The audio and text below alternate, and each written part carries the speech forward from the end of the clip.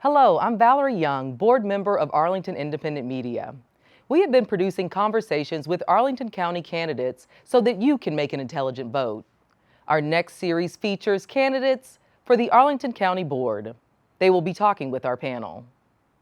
Karen Bate, founder and CEO, KB Concepts, and the 2022 recipient of the Arlington Women of Vision Award.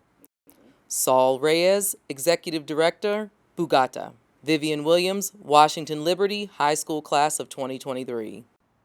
In this episode, we will be speaking with Julius D. J.D. Spain Sr. What motivated you to run for county board? Well, thank you for that question.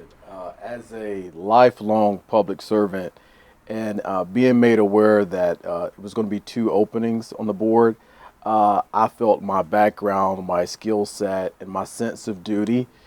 Having served 26 years in the Marine Corps and worked in this community, I felt almost obligated to run to go out and represent the people.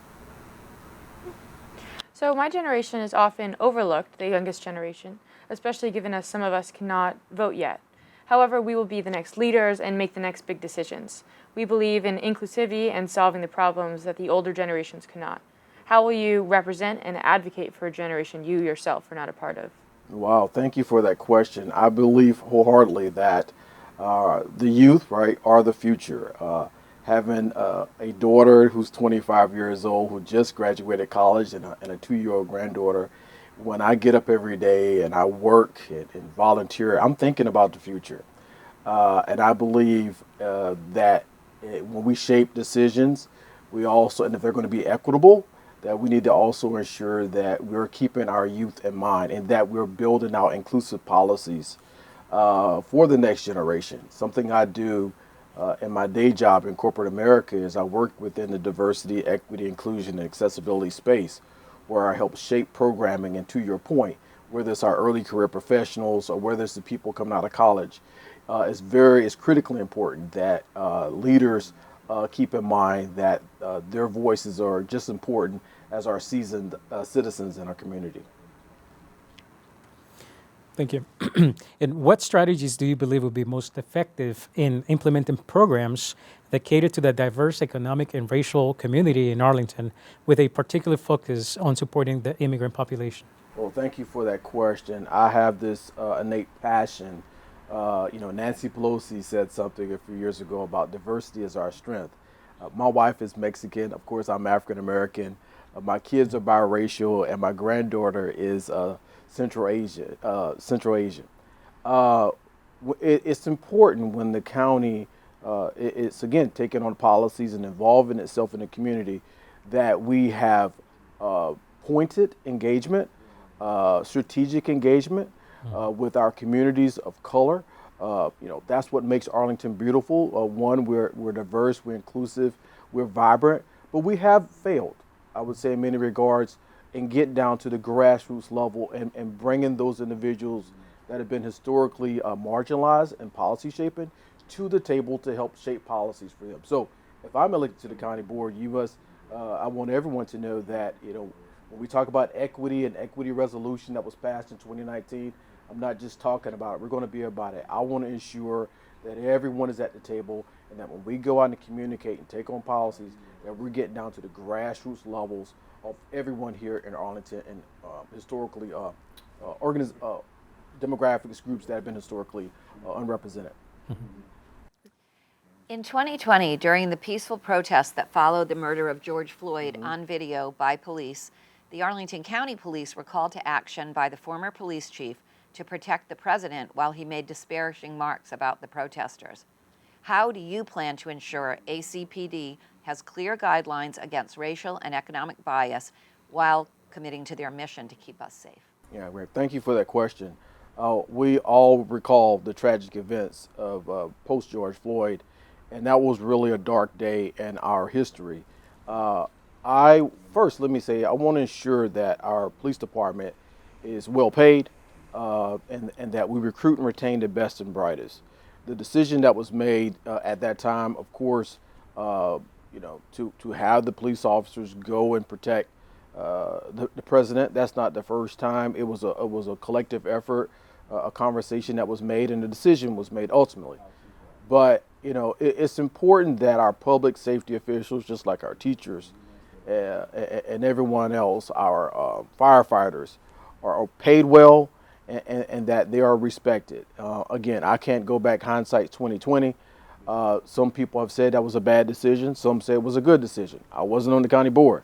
But I will tell you before we make another decision to that point where we're taking police officers from our jurisdiction and place them into other ones, that I'm going to take a real hard look at as to why and is this the right thing to do moving forward. Thank you for your answer. So, a big issue in Arlington, but also on a global level, is climate change. How do you plan to approach your role on the county board through the lens of climate change? Well, thank you for that question. And climate change is real. We've already had several hot days on record. I'm proudly endorsed by the Sierra Club here, I think because they understand that I don't just talk about it, I've been about it. When I was at the NAACP as president for 4 years, I helped start up an Environmental and Climate Justice Committee. But to your question about environmental policy, climate change, environmental climate justice, I will stand up, and we have some goals already. Some carbon neutrality goals for 2050. I want to see if we can move those up a little bit, maybe to 2030. And just as we take an equity lens as we shape policy, I think we need to put an environmental lens as well on it a little bit harder and make sure that we have some carbon neutrality when we have our new build outs, not just LEED certifications, but we really need to make sure new build outs again are appropriate, they're climate neutral, because we need to prepare for what's to come. And I think that's just more warmer days and unpredictability in our climate. So it's important to me. It's one of my top 4 priorities along with mental health. So I will be fully on board to doing whatever we can, working with our new climate policy officer at Arlington County, who just came over from Alexandria to make sure we set an example here for others to emulate. Great. Thank you. As you know, 65% of Arlingtonians are renters. Mm-hmm. And affordable housing is key to preserving community. And we know that the county has been implementing the Affordable Housing Master Plan by investing record amounts of in the Affordable Housing Investment Fund, the Housing Grants Program, and eviction prevention. And specifically to a property, the Barcroft acquisition, I want to ask you, what strategies would you use to provide housing to Barcroft residents who are below the 30% area median income? And do you have any suggestions on how we can make more affordability at Barcroft? Thank you for that question. Housing is near and dear to my heart, and let's talk specifically about the Barcroft and that entire acquisition.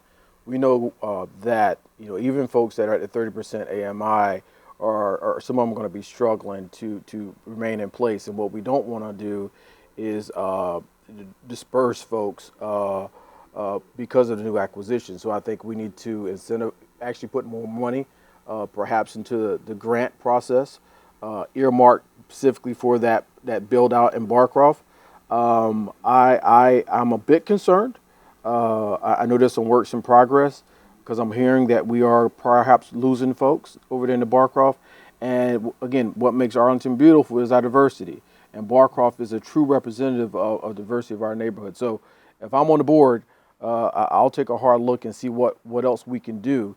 We have some new affordable housing units, I think, in the Plan Langston Boulevard plan that's going to be coming down the pipe, about 2,500, a little over 2,000. I fully support that. But to your point, which is important, everyone's not making 60% AMI or 50% AMI, and they're still struggling here in our community.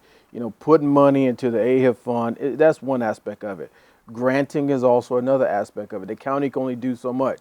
The state's going to put in so much money. I think also what we need to do, quite honestly, is get a lot, living wages and workforce development in our community needs to be enhanced. Arlington does not have a workforce development program in place. I want to look hard at that and how do we get some of our good folks here in Arlington jobs and good wages so they can afford, so they can earn, so they can buy homes.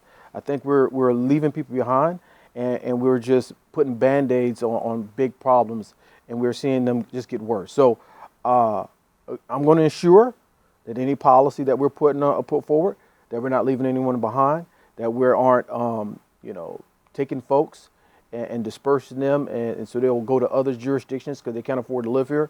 So I'm going to be a champion for them in housing. That's why I'm, happy that the coalition of so many folks were able to move expanded housing options a little bit. Even though that's not going to fix affordable housing at the end of the day, it's going to expand our portfolio of housing types in Arlington. Because the goal, right, at the end of the day, for a lot of folks, is we want them to acquire, we want them to build generational wealth. It may not be a single family home, but my daughter, who's 25, right, doesn't want to come back to Arlington. She can't come back to Arlington. She graduated last month at VCU School of Arts because she can't she can't rent here. It's $3,000 a month, $2,500 a month, $500 HOA fees, and they're coming right out of college.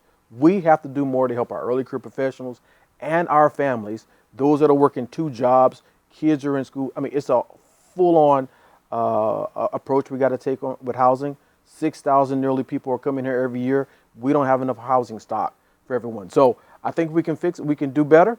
And I look forward to being on the board and helping shape the future with community input.